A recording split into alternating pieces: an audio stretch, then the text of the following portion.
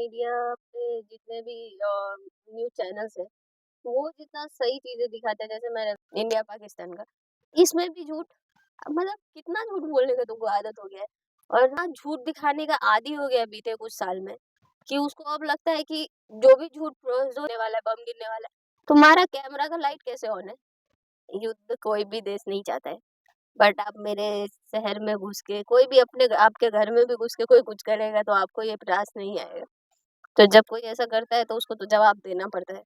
और इस कभी किसी को ऐसा ट्रीट नहीं करते कि आप यहाँ आए हैं तो भोजपुरी बोलिए। कभी हम किसी को मैं यूपी में भी बहुत मंदिरों में जाती हूँ जहाँ पे साउथ से, महाराष्ट्र से लोग आते हैं। तो अगर उनको मंदिरों में ये कहा जाए कि आप भोजपुरी बोलिए, तो ये तो सही नहीं है। तो आप ऐसे ही ऑफ़िशियल जगहों पे किसी को हरास करना कि आप यहाँ महाराष्ट्र में रह रहे हो तो मराठी बोलो तभी आपको रहने मिलेगा, बहुत अस्सलाम वालेकुम, नमस्ते, आदाब। आप देख रहे हैं अपना चैनल खबर पल पल। अभी हमारे साथ मौजूद हैं चौहान साहब ब्लॉगर्स, जो ये पूरे दुनिया का ट्रैवलिंग करते हैं। आइए अब उनसे आपको हम मिलाते हैं और इनसे पूछते हैं कि जो मुंबई में, महाराष्ट्र में जो ये लैंग्वेज को लेकर के ये जो झगड़ा हुआ है, उसके बारे में ये क्या कुछ कहेंगे? वैसे मुझे बस इतना कहना है कि हम लोग इंडिया में रहते हैं और इंडिया में अलग-अलग लैंग्वेज के लोग हैं, अलग-अलग धर्म के लोग हैं। तो किसी को कोई अगर आपके एरिया में आके काम कर रहा है, तो ऐसा नहीं है, हमारे बिहार, यूपी, झारखंड में बहुत सारे लोग हैं जो बाहर से आके काम कर रहे हैं। ऐसा नहीं है कि यहाँ पे कोई मुंबई से नहीं आता, कोई कहीं से नहीं आता, यहाँ पे भी लोग आते हैं। तो हम कभी किसी को ऐसा ट्रीट नहीं करते कि आप यहाँ आए हैं तो भोजपुरी बोलिए। कभी हम किसी को मैं यूपी में भी बहुत मंदिरों में जाती हूँ जहाँ पे साउथ से, महाराष्ट्र से लोग आते हैं।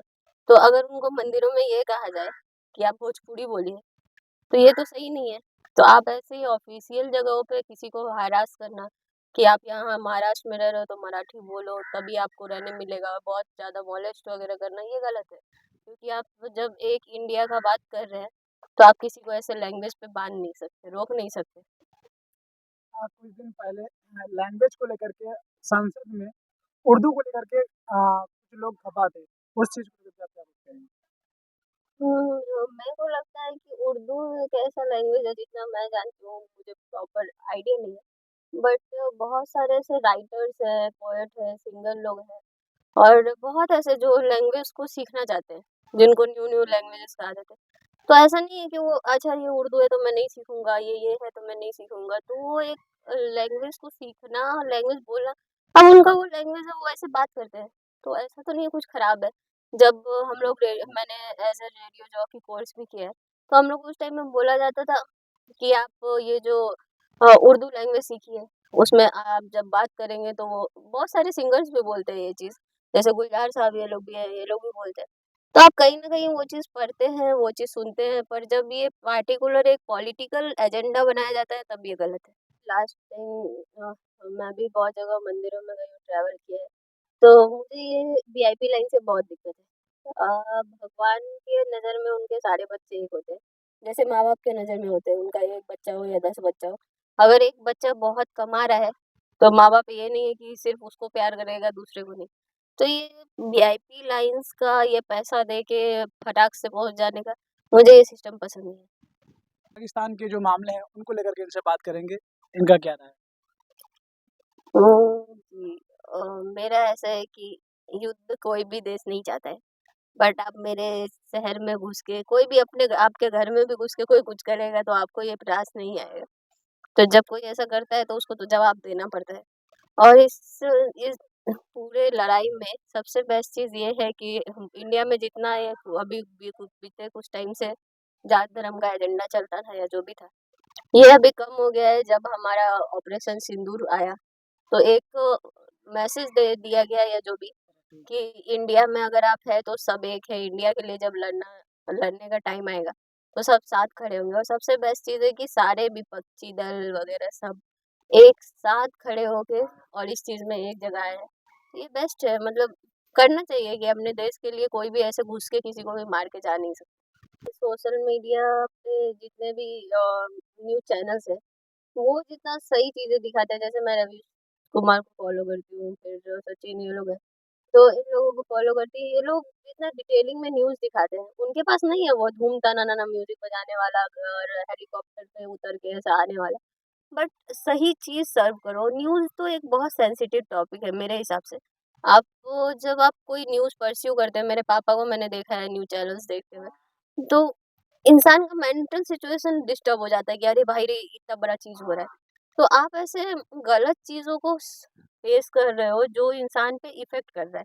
तो मतलब एक झूठा न्यूज़ चलाना, न्यूज़ मतलब पहले के टाइम में जितना रिस्पेक्ट होता था न्यूज़ चैनल्स को लेके, आपने कहीं न कहीं वो रिस्पेक्ट गिरा लिया है झूठ बोल-बोल के। और सबसे गंदा चीज़ अभी ये जो सीन हुआ है हमारा इंडिया-पाकिस्तान का, इसमें भी झूठ, मतलब कितना झूठ बोलने का तुमको आदत हो गया है। और मैं एक टाइम पे, मैं किसी रिपोर्टर का नाम नहीं लूँगी, मैं उन एज़ अ लेडी उनका बहुत रिस्पेक्ट करती थी कि मुझे ऐसा बनना है। पर बीते कुछ दिनों में उनका झूठ इतना देख-देख के ना मुझे अब मुझे लगता है कि आप जब एज़ अ एंकर काम खत्म करके आप वापस जाते होगे घर, तो आपको एक बार भी रिग्रेट नहीं होता होगा कि मैंने क्या किया है, इतना झूठ क्यों बोला है? और न्यूज़ तो एक बहुत बड़ा चीज़ है, कॉमेडी तो चल नहीं रहा है। कहीं न कहीं गवर्नमेंट भी है कि आपने अपने न्यूज़ चैनल्स को इतना छूट दिया या जो भी किया, जिस लहज़े में जिस हिसाब से भी किया अपने फ़ायदे के लिए या जो भी, आज वो आप पे उल्टा भारी पड़ गया है। क्योंकि वो इतना झूठ दिखाने का आदी हो गया है बीते कुछ साल में, कि उसको अब लगता है कि जो भी झूठ जो इंडियन तो उतना बेवकूफ़ है कि सब ले लेंगे। और दिक्कत क्या है ना कि हम लोग जैसे सोशल मीडिया पे एक्टिव है, तो हम लोग को सच झूठ सब पता चलता है। पर जो एक्टिव नहीं है उनका क्या? जो सिर्फ़ टीवी से ही जुड़े हुए हैं, तो उनको तो यही लग रहा है कि यही एक दुनिया है। हमारा जो पुराना जनरेशन है, वो तो यही सोच रहा है कि यही एक दुनिया है, और वो एंगर, वो गुस्सा उन लोगों में दिखना शुरू हो गया है। तो इतना झूठ नहीं बोल के एटलीस्ट देश के लिए सोचो कि देश को तुम किस लेवल पे शर्मिंदा कर रहे हो। पहले जितने भी एंकर्स थे जिनको सही से न्यूज़ कैसे सर्व किया जाता है, कैसे लोगों से जुड़ा जाता है, कैसे क्या सही है, क्या गलत है। एक मीडिया का काम ही है कि सच और झूठ दिखाना, जनता को अवेयर करना कि हाँ, ये चीज़ है, या फिर पॉलिटिशियंस को ये बताना कि हाँ, यहाँ पे ये कमी है, आप कंप्लीट करो। एक काइंड ऑफ मतलब कि आपको लोगों को अवेयर करना और पॉलिटिशियन से काम करवाना, मेरे हिसाब से यही है मीडिया का काम। बट आप जब ये बड़ा-सा हेलीकॉप्टर लगा के, कभी बारिश करवा के, कभी कुछ नौटंकी करके जब आप तमाशा कर रहे होते हैं, और अभी तो सबसे ज़्यादा ये है कि जब बोला जाता है कि बम गिरने वाला है, बम गिरने वाला है, तुम्हारा कैमरा का लाइट कैसे ऑन है? जब पूरा हर जगह लाइट ऑफ करने के लिए बोला गया है, आप भी ऑफ कीजिए। तो ये सब चीज़ एक बचकाना, मतलब मुझे लगता है एलकेजी, यूकेजी के बच्चे भी आज के डेट में ये सब हरकत नहीं करेंगे जो हमारी मीडिया कर रही है। तो शायद नहीं करना चाहिए। उनको इन चीज़ों में ध्यान देना चाहिए। हाँ, हम अपनी बात यहीं पे ख़त्म करते हैं। जय हिंद, जय भारत।